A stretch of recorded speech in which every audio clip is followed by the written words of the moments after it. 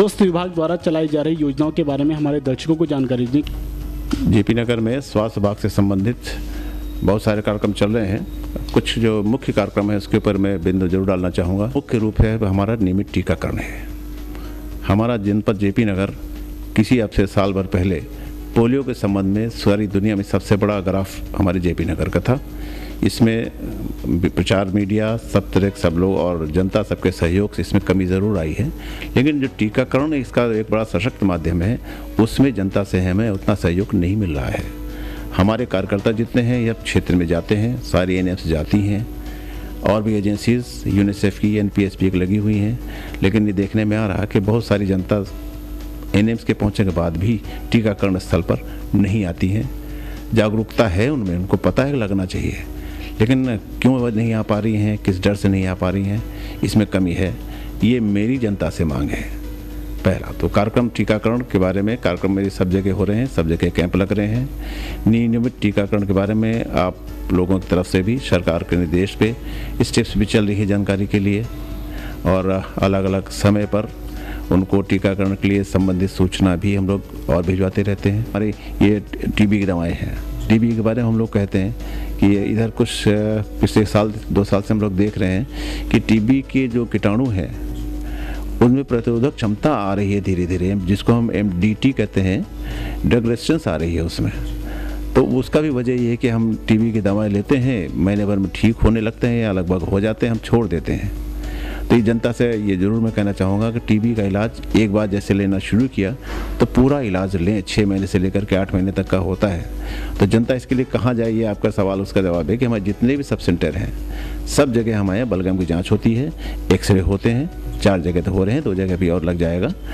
हमें किसी भी स्वास्थ्य वर्कर से सीएमओ से नीचे के किसी एनएम या और भी नीचे से अगर संपर्क करें तो हमारे स्वास्थ्य विभाग के हर आदमी को इसके बारे में ज्ञान है। पे चले जाओ। बीमारियों से दूर रहने के लिए आवाम को क्या करना चाहिए? तो आवाम को बीमारियों से दूर रहने के लिए भ्रम में भ्रांतियों में न फंसे हैं। ये बड़ा ख़राब लगता है झोला छापों के विरुद्ध, और जानते हैं कि झोला छाप है और फिर भी उसके पास जाते हैं। जब वो पैसे उनके ख़राब हो जाते हैं, कुछ नुकसान हो जाता है, और तब मेरे पास शिकायत लेकर के आते हैं। तो मैं तो दोनों को दोषी मानता हूँ, जनता को भी दोषी मानता हूँ और झोला छापों को तो दोषी मानता ही हूँ। और जब हमारे इतने सब जगह चिकित्सालय हैं और अब तो हमारे यहाँ पास चिकित्सकों की भी कमी अब जनपद जेपी नगर में नहीं है, आवश्यकता अनुसार सब जगह करीब हमारे डॉक्टर हैं। तो जनता से अनुरोध है मेरा कि झोला छापों के पास ना जाएं। मान लीजिए उनको रात 12 बजे कहते हैं साहब ठीक है डॉक्टर नहीं है हमारे वहाँ पर, तो 1 दिन की दवा ले लें, 2 दिन की दवा ले लें, या इतना उनको इतना तो सबको ज्ञान हो गया जो हाई स्कूल पास है कि भाई ये गोली पैरास्टामॉल की बुखार आया है ले लो, इतना तो खुद कर लें। झोला छापों के चंगुल में ना जाएं। और पूरे जनपद में कहीं पर भी अगर कोई दिक्कत है तो मेरा फ़ोन नंबर सब जगह लगा हुआ है। मेरा फ़ोन बंद नहीं होता, 12 बजे 1 बजे जिस समय चाहें फ़ोन करके हमको सूचित कर सकते हैं, लेकिन झोला छापों के पास ना जाएं। चिकित्सा विभाग द्वारा चलाई जा रही RSBI योजना के बारे में हमारे दर्शकों को जानकारी दें कि क्या क्या योजनाएं इसमें हैं, क्या क्या फैसिलिटीज़ आम जनता को दी जा रही हैं। देखिए, राष्ट्रीय स्वास्थ्य बीमा योजना RSBY ये आयुक्त ग्राम विकास उत्तर प्रदेश सरकार द्वारा प्रोग्राम संचालित किया जा रहा है और ये प्रोग्राम कई स्टेट्स में है। जिला स्तर पर इस प्रोग्राम में ये है कि BPL परिवार जो हैं, गरीबी रेखा से नीचे जीवन यापन करने वाले परिवारों को चिन्हित किया गया है। हमारे जनपद में 57,600 फैमिलियाँ हैं और इन परिवारों के मास्टर कार्ड बनाए गए।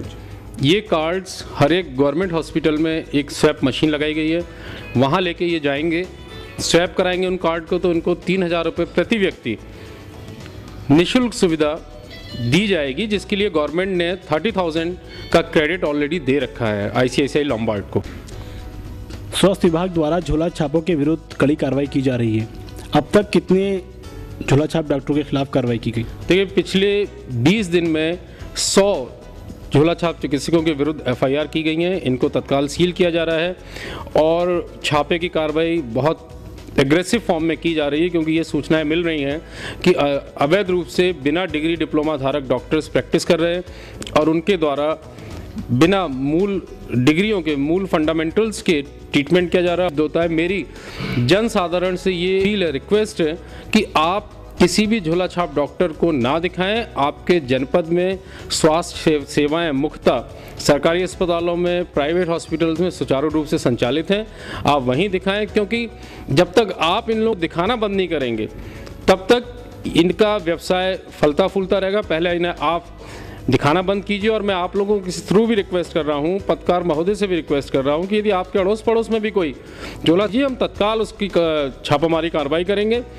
कागज़ देखेंगे, अभिलेख चेक करेंगे 72 घंटे के अंदर। यदि अभिलेख पूर्णतः सिद्ध नहीं होंगे तो उनके खिलाफ सख्त विभागीय कार्रवाई, FIR कराई जाएगी और दुकानें तत्काल सीज करा दी जाएंगी। वो 5वें लड़के एक चक्कर में लड़की होती चली जा रही, ये इस पे हमें जागरूक जनता को हम जरूर करना चाहते हैं और इसमें हमें आप सबका सहयोग भी चाहिए। एक्ट है, ठीक है, एक्ट बना हुआ है और इसके अंतर्गत अभी तक शायद सजाएं बहुत कम हुई हैं।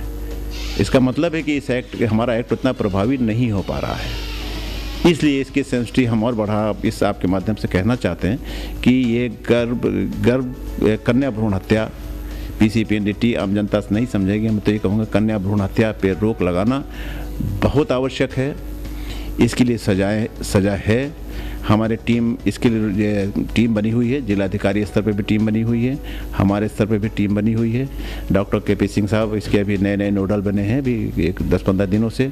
तो जहाँ भी सूचना हमको मिलती है हम लोग वहाँ पे ज़रूर पहुँच रहे हैं। हमारे जनपद में हालांकि ये बुराई नहीं है, मैंने अभी आपसे पहले भी चर्चा में बताया था कि हमारे यहाँ कोई भी अल्ट्रासाउंड सेंटर आज की डेट में अब ऐसी शिकायत नहीं मिल रही है हमें गुप्त सूत्रों से कि कहीं पे लिंग निर्धारण का कार्य होता हो।